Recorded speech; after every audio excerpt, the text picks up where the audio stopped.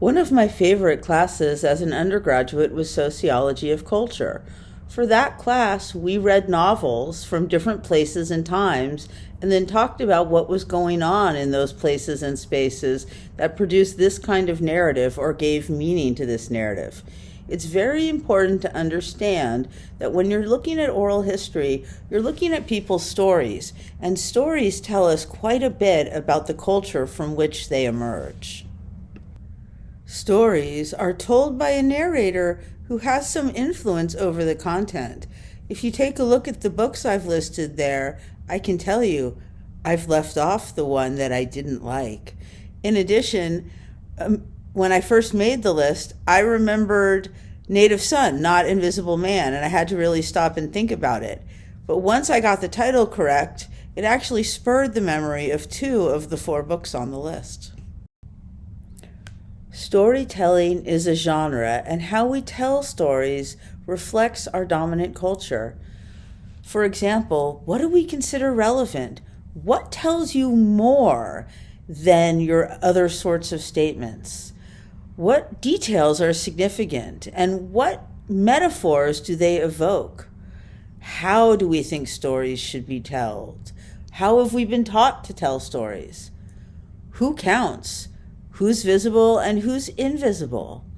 And how do stories reflect who we wanted to be and who we think we are?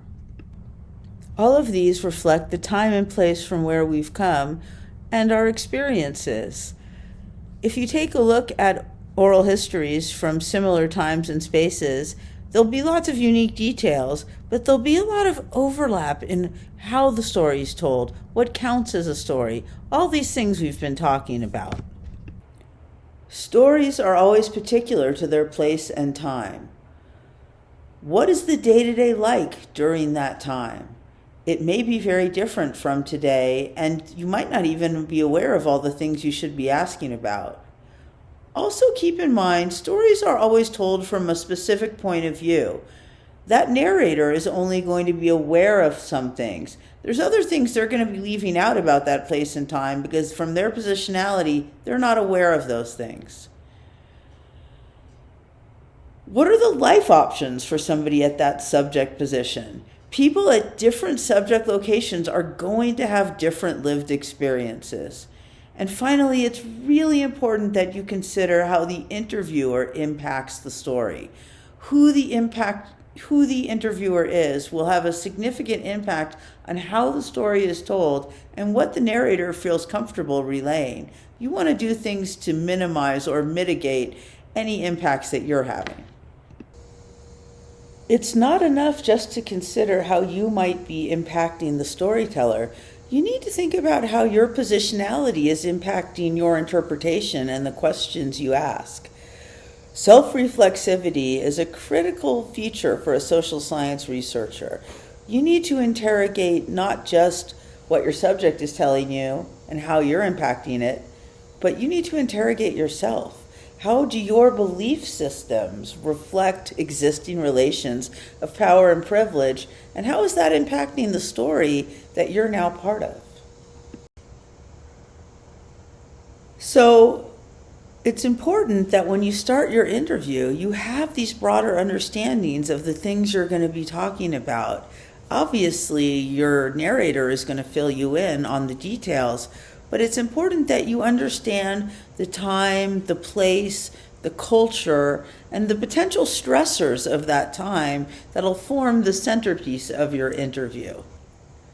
People are sometimes concerned that memory is so fallible, but I want to remind you that inaccuracies can actually be data.